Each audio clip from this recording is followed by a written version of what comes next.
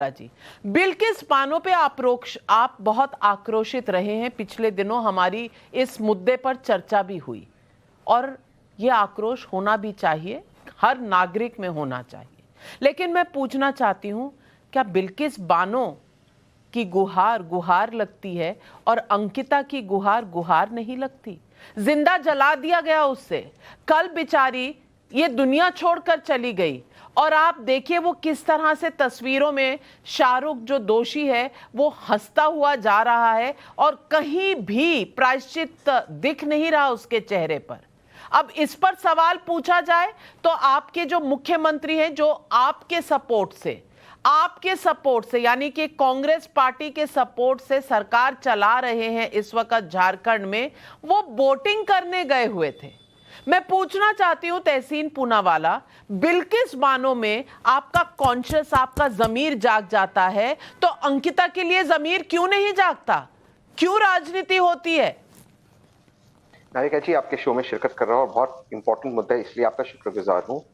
शाहरुख की तस्वीरें देखकर किसी को भी इस पैनल पर इतना क्रोध होगा और भगवान करे उसे कड़ी से कड़ी सजा मिले।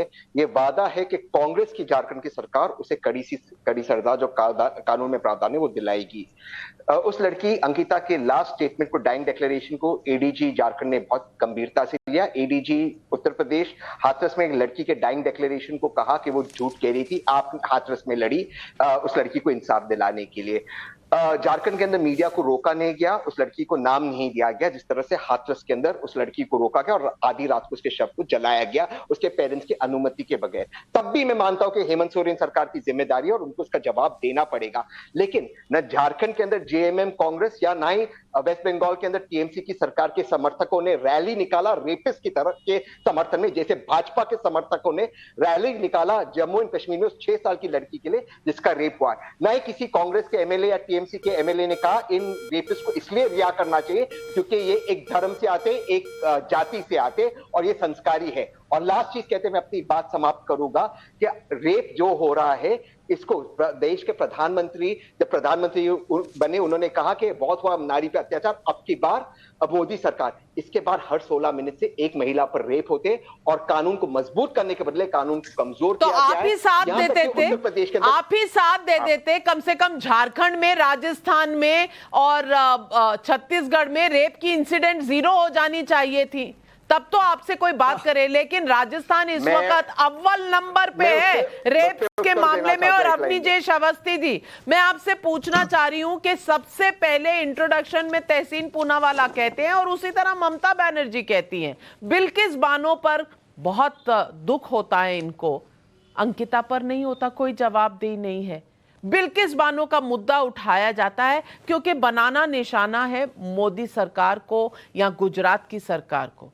मैं पूछना चाहती हूँ अवनीजेश अवस्थी, हर वाक्य में, हर सेंटेंस में, हर 4 शब्दों में राजनीति की तहसीन पूनावाला जी ने भी और डॉक्टर शशि पांजा जी ने भी। क्या ये है महिला सुरक्षा? नाविका जी, बिना किसी इफ एंड बट के मैं बिल्किस बानो के संदर्भ में जो भी राज्य सरकार ने किया उसका पुरजोर विरोध करता हूं। ऐसा नहीं होना चाहिए था। सुप्रीम कोर्ट में केस है, वापस उनको जेल के अंदर जाना चाहिए, इसमें कहीं कोई इफ एंड बट नहीं है। लेकिन एक बात बताइए कि अंकिता का आपने नाम लिया, अभी मैं ममता बनर्जी पर तो आऊंगा, उसको तो रांची के हॉस्पिटल तक नहीं ले गए, एयरलिफ्ट करके दिल्ली ला सकते थे। सफदरजंग अस्पताल में बर्न वहां पे वार्ड है, वहां पे जान बचाई जा सकती थी। लेकिन वहां वोटिंग कर रहे थे, आपके सारे लोग वोटिंग कर रहे थे चीफ मिनिस्टर के साथ, और आप यहां पर कह रहे हैं कि नहीं ऐसा नहीं, कांग्रेस ने ये किया, बीजेपी ने ये किया, बीजेपी ने ये किया, बीजेपी। आप सिर्फ ममता बनर्जी का नाम ले रहे हैं, अशोक गहलोत तक ने कहा था। ये बलात्कार क्या होता है जी? बलात्कार क्या, इनके अफेयर होते हैं, उसको बलात्कार का बाद में नाम दे देते हैं। ममता बनर्जी के बारे में हाई कोर्ट ने, कोलकाता हाई कोर्ट ने जो 80 से लेकर 87 पेज तक की रिपोर्ट में अगर आप पढ़ेंगी नाविका जी, आपको ऐसी टिप्पणियां मिलेंगी जो किसी भी लोकतांत्रिक देश में लोकतांत्रिक तरीके से चुनी हुई सरकार पर कोई हाई कोर्ट करने की हिम्मत नहीं कर सकता। उन्होंने यहां तक कहा कि वहां के जो डीजीपी हैं रशीद मुनव्वर खान, उनके खिलाफ अवमानना का केस क्यों ना चलाया जाए। किसी ने नहीं पूछ की। 2 मई से लेकर 5 मई 6 मई तक पूरे पश्चिम बंगाल में वो डायरेक्ट एक्शन की याद आ गई थी। 50,000 लोग वहां से राज्य छोड़ करके पश्चिम बंगाल छोड़ करके पड़ोस में गए। बिल्कुल।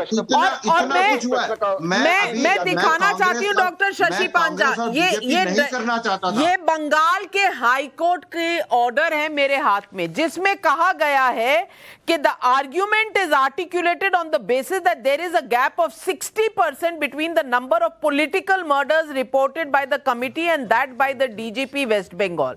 और डीजीपी वेस्ट बंगाल ने कहा है कि कोई रेप हुआ ही नहीं, और 29 केसेस ऑफ रेप हैंडओवर हुए सीबीआई को, और ये पूरा एनएचआरसी और कलकत्ता हाई कोर्ट के द्वारा हुआ।